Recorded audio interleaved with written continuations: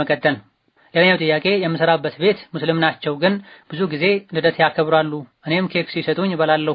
ለልደቱ የመጣውን ይሄን መብላቴ ወንጀል ነውን? ዲናችን ላይ እንደሚታወቀው 2 ዒድ ብቻ ነው ያለ። ዒድ ብሎ ማለት በየጊዜው የሚደጋገም የሚከበር ነገር ማለት ነው። ቀንም ሊሆን ይችላል፣ ቦታም ሊሆን ይችላል። በየጊዜው የሆነ ቦታ ላይ ሄዶ የሆነ ነገር ማድረግ ያን ቦታ ማክበር ነው። አንድ ቦታ ላይ ተሰብስቦ የሆነ ነገር ማድረግ ያን ቦታ ማክበር ነው።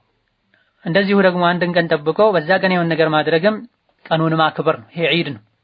ስለዚህ ዒድ ማለት በየጊዜው የሚደጋገም ሰዎች ራሱን ለማክበር ብለው የሚያደርጉት ነገር ማለት ነው። ዲናችን ላይ ዒድ የተገደበ ነው። 2 ዒድ ብቻ ነው ያለን፣ 3ኛ የለውም። ካለም ጁሙዓ ነው ሳምንታዊ ዒድ የሚባል። ቋሚ ዓመታዊ ዒዶች ዒድ አልፍጥርና ዒድ አልአድሓ ናቸው። ከዚህ ውጭ ያሉ ዒድ ዓመት በዓል ተብለው የሚከበሩ ነገሮች በሙሉ ቢድዓ ናቸው። ነቢያችን ሰለላሁ ዐለይሂ ወሰለም መዲና ሲሄዱ የመዲና ሰዎች የሚያከብሯቸው ዒዶች ነበሯቸው። ይሄኔ ነብዩ ሰለላሁ ዐለይሂ ወሰለም ኢነላህ ቀድ አብደለኩም ቢሂማ ኸይረን ሚንሁማ ብለዋቸዋል።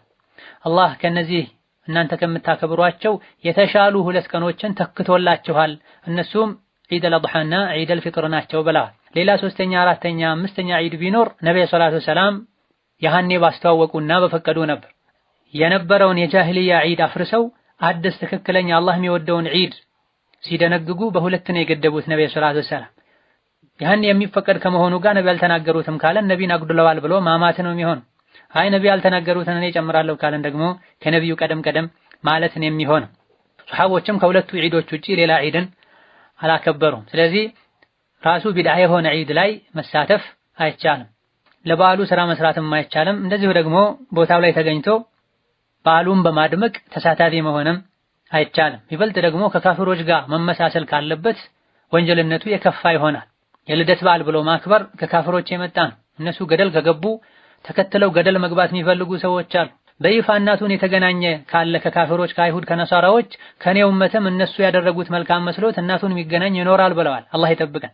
ሆኖም በእንዲህ አይነቱ አጋጣሚ የሚሰራውን መብላት አይቻልም። እነሱን ማገዝ ማበረታታት ድርጊቱን ማጽደቅ ነው የሚሆነው። ነቢያችን ሰለላሁ ዐለይሂ ወሰለም ከእናንተ ውስጥ መጥፎን ነገር ያየ በእጁ ያስወግድ፣ ያልቻለ በምላሱ ይናገር፣ ያልቻለ በልቡ ይጥላ ብለዋል።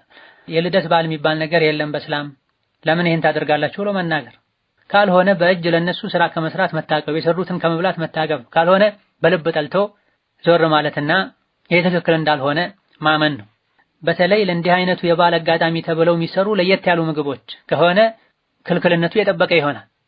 ሌላ ጊዜ በተለምዶ የሚሰሩ አይነት ምግቦች ከሆነ ቢበላ ችግር የለውም ያሉ ዑለሞች አሉ። ነገር ግን ሌላ ጊዜ ማይሰራ ለዛ በዓል ብቻ ተብሎ ከሆነ የተሰራው ክልክልነቱ የጎላና የጠበቀ